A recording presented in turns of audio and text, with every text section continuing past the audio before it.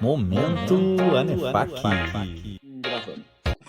Bem-vindos a mais um episódio do podcast Momento Anefac. Nosso papo agora é sobre contabilidade e os impactos com os empresários no Rio de Janeiro. Meu nome é Emerson Dias, sou vice-presidente de Capital Humano aqui da Associação Nacional dos Executivos de Finanças, Administração e Contabilidade, a Anefac. Antes de apresentar o nosso convidado de hoje, eu queria pedir a você duas coisas. Primeiro, nos acompanhar nas redes sociais, estamos presentes no YouTube, Facebook, Instagram e no LinkedIn. E segundo, visitar o nosso site, anefac.org, onde você poderá encontrar e ler a nossa revista digital com conteúdos relevantes sobre o mundo das finanças, administração, contabilidade, economia, tecnologia e capital humano, sempre muito importantes e relevantes para você, para a sua carreira, para os seus negócios, além, é claro, de informações sobre a nossa agenda de eventos. Confere lá, anefac.org.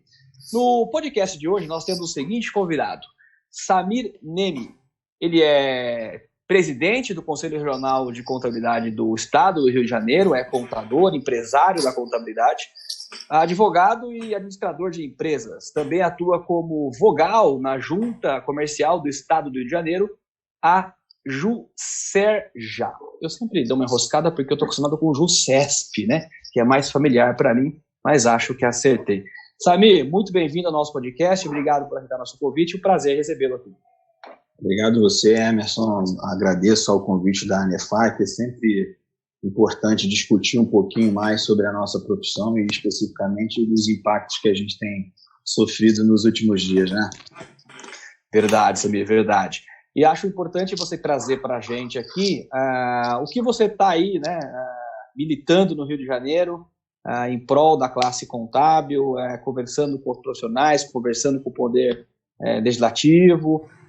O que você nos conta, né? Eu sei que desde o dia 16 vocês estão aí com uma carga de trabalho enorme, né? Exatamente, né? A partir do dia 16 de março agora, a gente começou a ter a atividade econômica no estado do Rio de Janeiro impactada em virtude de decretos estaduais e municipais que cerceiam o trânsito das pessoas e a operação das empresas. Então, a partir desse momento, o profissional da contabilidade ele passa a ser extremamente demandado, né, pelos seus clientes, pelas empresas, no sentido de dar orientação ao encaminhamento para que esse impacto negativo da cessação da operação das empresas seja menor.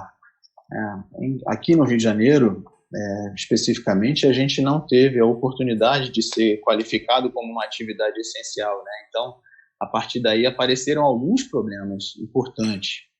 Primeiro, a atividade impedida do exercício, né? E aí, como a gente vai manter a orientação, a consultoria aos clientes, a apuração dos tributos, a confecção das folhas de pagamento, que são atividades inerentes aí ao empresariado contábil.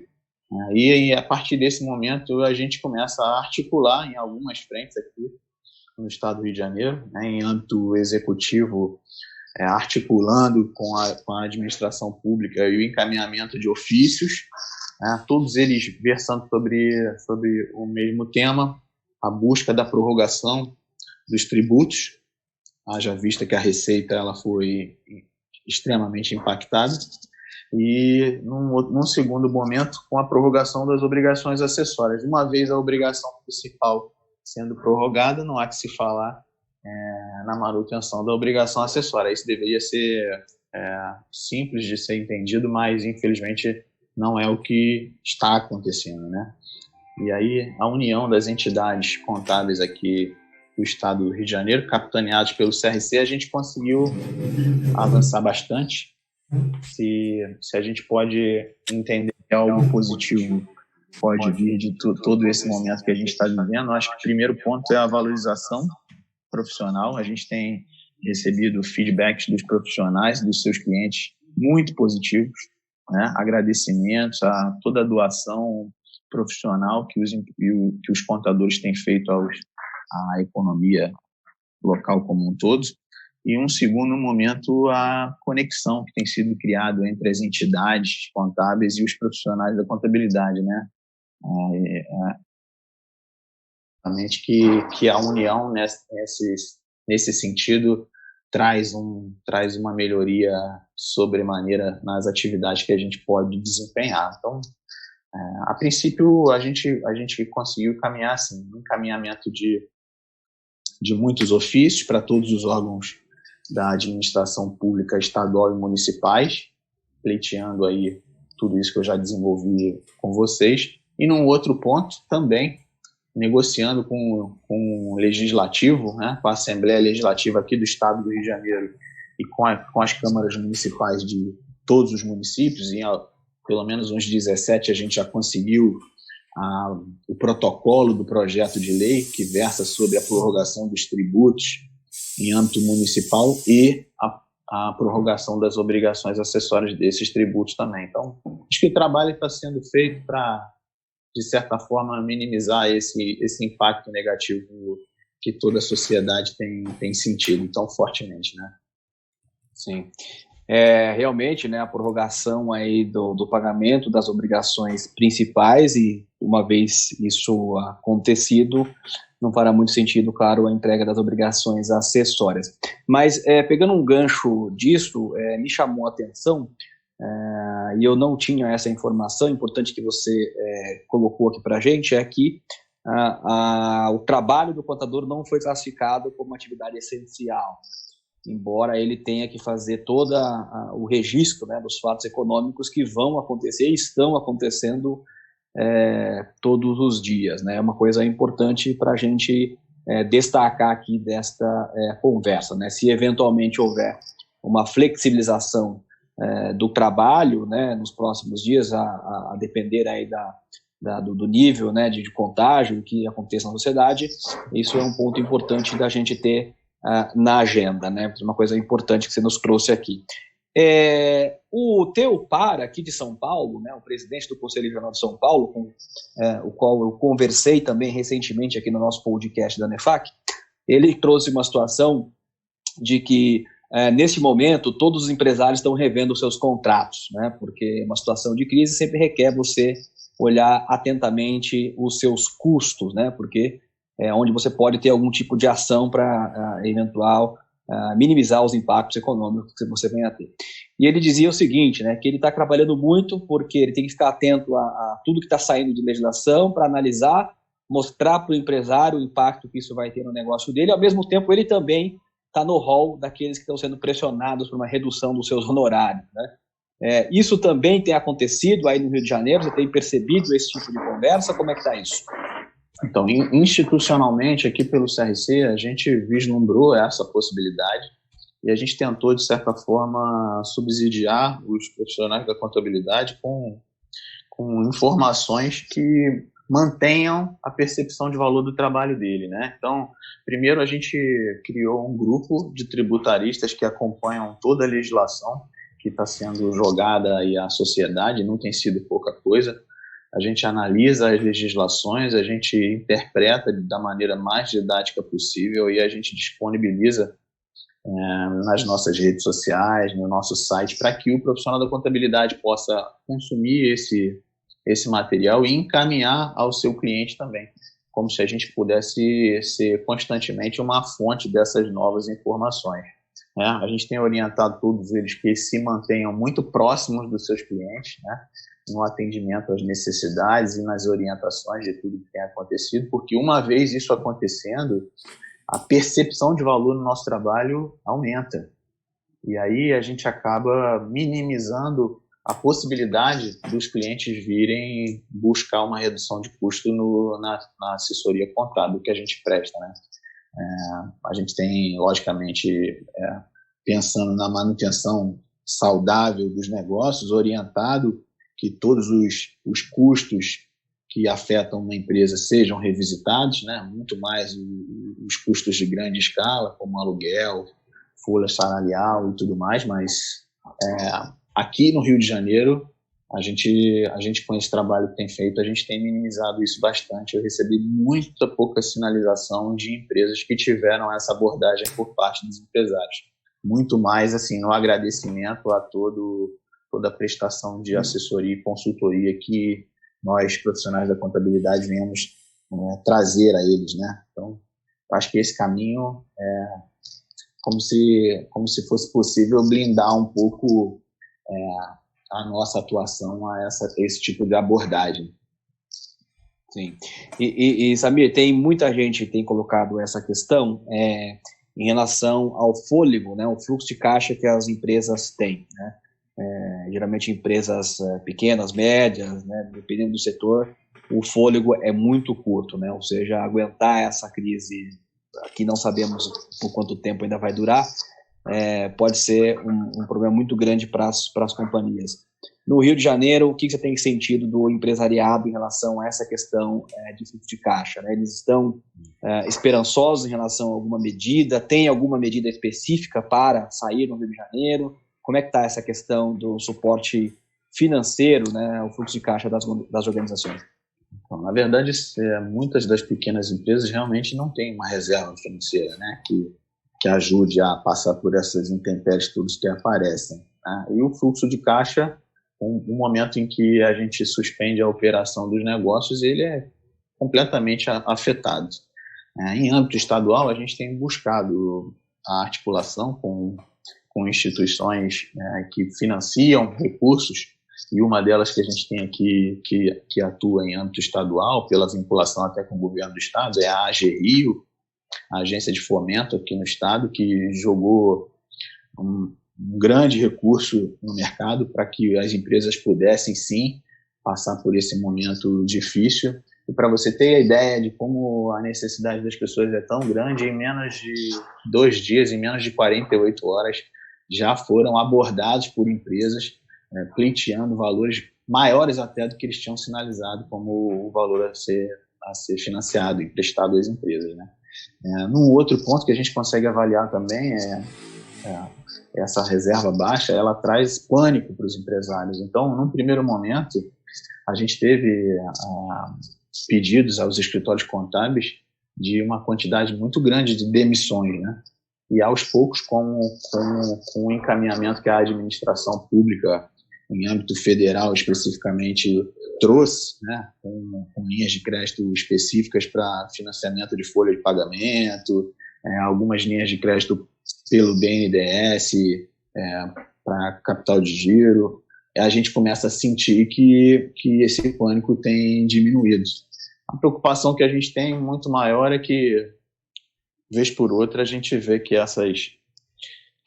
esses movimentos em âmbito federal às vezes não chegam na ponta, né? A gente não consegue ver efetivamente uma linha de crédito de um grande banco como o BNDES, um banco de desenvolvimento econômico, chegar realmente à lanchonete, à padaria, à lojinha de roupas, né? Então, a única preocupação que a gente tem é essa. Aqui no Rio de Janeiro, eu também sou presidente do Conselho Fiscal do SEBRAE, é uma entidade que a gente tem dobrado muitas ações enquanto CRC, porque ela tem, na sua essência, o suporte às micro e pequenas empresas, né? E ela tem recebido um papel relevante aí por parte do governo federal, parte dos recursos que ela recebe está sendo destinado também para o financiamento dos pequenos negócios. Então, a gente vê a parceria com o SEBRAE, nesse momento, como algo importante para sustentar os negócios, os pequenos negócios, enquanto essa crise não passa. Tá certo. Samir, a gente sabe que o povo carioca é um povo muito alegre, né? Um povo que gosta de conversar bastante, né? Eu sempre brinco que quando você entra no táxi, você sabe se a pessoa é paulista ou se é da carioca, né? Como é que tá o carioca com essa coisa do isolamento social? Isso mexe com o psicológico das pessoas, né? Eu também tenho essa característica. Eu gosto do contato, eu gosto de estar com pessoas, né? E a partir do momento que você tem que promover o isolamento social, até para o resguardo da sua saúde, da saúde dos seus familiares, isso acaba impactando. E quanto mais tempo isso passa, pior né? Porque parece que a gente vai acumulando essa frustração do cerceamento ao contato das pessoas, e aparece uma outra necessidade que, pelo menos aqui, muitos colegas profissionais da contabilidade têm relatado para a gente, que é se colocar à disposição do cliente mesmo como um psicólogo, né? Deixar um pouquinho ele falar, jogar um pouquinho as frustrações dele para fora, porque isso funciona para poder aliviar um pouco toda essa tensão que tem acontecido. Mas não tem sido fácil, não. Com essas praias lindas que o Rio de Janeiro tem aqui, a gente ficar só assistindo televisão não é fácil. Mas é importante, é um momento que vai passar. A gente, quanto mais responsável ao encaminhamento dessas orientações das áreas de saúde, do Ministério da Saúde, da Secretaria de Saúde, que a gente respeite, quanto mais a gente respeitar isso, mais rápido eu acredito que isso tudo passe efetivamente, né? Tá certo. Essa coisa do carioca me lembra a frase do Nelson Rodrigues, né, que não há solidão pior que ser amigo de um paulista, né? Então eu fico imaginando como é que é para um carioca olhar a praia, né, e ficar tendo que ficar isolado socialmente, né? Mas, Samir, e na questão do home office, né? Como é que foi para vocês do Conselho Regional? Vocês estão todos, imagino eu, em home office aí, né? Como é que foi organizar tudo isso? E também os empresários aí do Rio, como é que eles estão vivendo essa situação do home office? Foi uma preocupação imediata, né, com a saúde de todos os nossos colaboradores. O Conselho do Rio de Janeiro ele foi sede do Conselho Federal de Contabilidade muitos anos, então a gente acaba tendo uma quantidade de colaboradores com uma idade avançada muito grande. Então, quando começou a ventilar essa necessidade do isolamento social, a gente já assinou uma portaria na semana do dia 16, já transferindo o trabalho de todos os colaboradores para o home office, para o trabalho remoto. Hoje o conselho ele está fechado, ele está de portas fechadas, mas a gente conseguiu com sucesso transferir todo o atendimento para os meios virtuais. Então a gente tem o site, a gente tem linhas de WhatsApp disponíveis para os profissionais, e-mail, né? Então fizemos o siga-me dos telefones do conselho para todos os chefes. Então, a gente fica satisfeito de não ter prejudicado o encaminhamento das necessidades dos nossos profissionais, ao passo que a gente também fica muito satisfeito de poder resguardar a saúde dos nossos colaboradores. Em âmbito empresarial, aí falando das empresas contábeis, dos profissionais da contabilidade, o que a gente viu é que nem todos, infelizmente, têm a condição de promover a transferência da execução dos processos para um ambiente remoto, né? Existe um custo aumentado para que isso aconteça, né? Para que você consiga lançar os seus softwares de gestão para a nuvem. A gente precisa ter uma qualidade da internet muito boa, e aí não mais só dentro do seu escritório, mas dentro da estrutura familiar de cada um deles. Então, isso realmente tem dificultado. Por isso, né, entendendo a dor e a dificuldade dos profissionais, é que a gente entrou de cabeça na briga pelo resguardo da execução dos processos de todos eles. Um outro ponto que a gente tem que avaliar também, que é importante, uma vez as empresas fechadas, que matéria-prima, que insumo que os profissionais da contabilidade vão receber para poder promover a entrega do seu trabalho, né? Então, a gente conversava na plenária do Conselho essa semana que existe uma ambiguidade muito grande, né? No próprio governo estadual, em que o secretário de saúde diz que você precisa ficar em casa para poder resguardar a saúde da sociedade como um todo, a Secretaria da Fazenda diz que você tem que continuar executando todos os seus processos, né? Assim como o Ministério da Saúde diz que você precisa ficar em casa, o Ministério da Economia diz que você tem que continuar trabalhando para promover a entrega das obrigações acessórias. Nesse ponto das obrigações acessórias, a gente sabe que todas elas, quando não entregues com regularidade, elas são passíveis de multa. E a gente precisa entender que essa multa ela nunca fica para o empresário, né? Na verdade, ele transfere a responsabilidade ao profissional da contabilidade, uma vez que o contrata para o assessoramento nessa esfera, né? Nesse âmbito. E a gente não pode deixar que as empresas contábeis, que o profissional da contabilidade seja afetado, já com uma sobrecarga de trabalho que é comum nesse momento de crise. As pessoas buscam muito mais informação, mas ele não pode ser afetado financeiramente, assumindo o ônus do pagamento de multas, num momento em que não faz sentido nenhum exigir das pessoas cumprimento de prazos, né? Já que um bem maior, que é a saúde de todos, fala muito mais alto. Tá certo? Um bem maior sempre fala muito mais alto.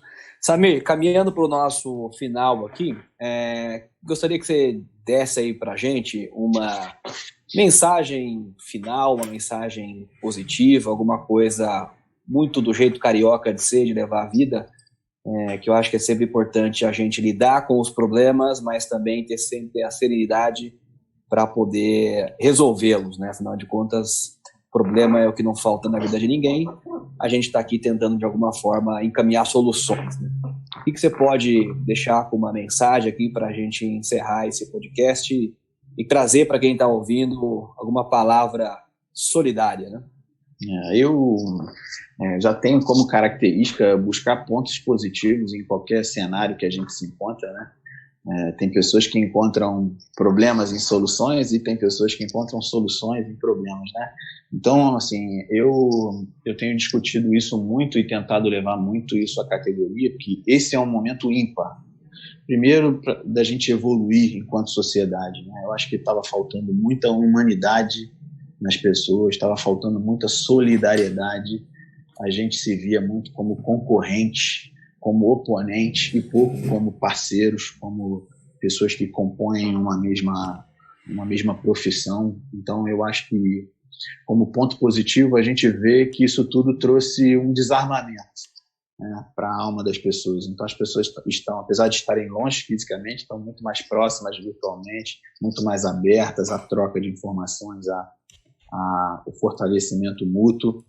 A gente vê, como disse antes, que é um momento ímpar para a gente enaltecer e reafirmar a importância da nossa profissão, a importância do papel que a gente desenvolve para a sociedade, não só no assessoramento das empresas privadas, mas muito também contribuir com as políticas públicas. A gente estava conversando numa outra entrevista que dei durante essa semana, por exemplo, o abono do PIS, né, uma série de políticas que envolvem o sustento das pessoas, advém das informações que a gente presta, né? Você imagina, em algum momento, se a gente suspende a entrega da Cefip, a gente suspende a entrega da RAIS, todas essas políticas públicas, elas são afetadas, né? Então, isso precisa estar no âmago de todos nós, né? A gente está se elevando efetivamente como pessoa, né? Que esse senso de humanidade, de solidariedade tenha vindo efetivamente para ficar, que a gente possa utilizar essa onda toda negativa para reafirmar a importância da nossa profissão perante a sociedade e que a gente possa aprender, né? Que eu acho que às vezes a gente aprende muito mais no fracasso do que no sucesso. Então, que isso sirva como uma bela lição para que a gente possa, sim, ser mais precavido, mais seguro com as nossas necessidades, financeiramente falando, que a gente possa gastar menos com coisas supérfluas, ter mais reservas para esses momentos da vida. E eu tenho certeza que isso passa, e que depois disso tudo a gente vai ser muito mais forte, sim, né? E essa mensagem a gente precisa deixar, para que as pessoas tenham serenidade na condução desse momento difícil que a gente está vivendo. Tá certo. Muito obrigado, Samir, pela sua participação aqui no podcast da ANEFAC. Muito obrigado pela entrevista, pelas palavras finais. Boa sorte a todos nós, né? Eu sempre... Quer falar mais uma coisa, Samir? Não. Só agradecer a você, Emerson, pela condução desse nosso bate-papo aqui. Agradecer à ANEFAC, todas as entidades que contribuem com o nosso segmento, precisam ser louvadas, precisam ser fortalecidas, porque a gente não vive numa bolha, né? Ninguém vive sozinho, e esse tipo de entidade como a nossa faz todo sentido para fortalecer o nosso trabalho, né? Tá certo. Muito obrigado mais uma vez, Samir. Eu sempre fecho o nosso podcast aqui com uma reflexão, e a reflexão que eu faço é exatamente trazendo as palavras ditas pelo Samir, né? Estamos no momento ímpar, e é um momento que serve para que a gente nos eleve como humanos, né? Acho que essa é uma grande reflexão que a gente deixa aqui desta conversa, deste episódio do podcast ANEFAC. Bom, além deste podcast, a ANEFAC disponibiliza para você textos, vídeos, sempre com informações relevantes Isso é importante para todos nós como humanos e como profissionais que somos. Portanto, visite a ANEFAC nas redes sociais, visite a ANEFAC no seu site, anefac.org, e lá no LinkedIn, YouTube, Facebook e no Instagram. Eu sou Emerson Dias, vice-presidente de Capital Humano, e este foi mais um episódio do podcast Momento ANEFAC. Não se esqueça, compartilhe este podcast com os seus amigos, familiares e todos os seus colegas de trabalho, e até o próximo episódio.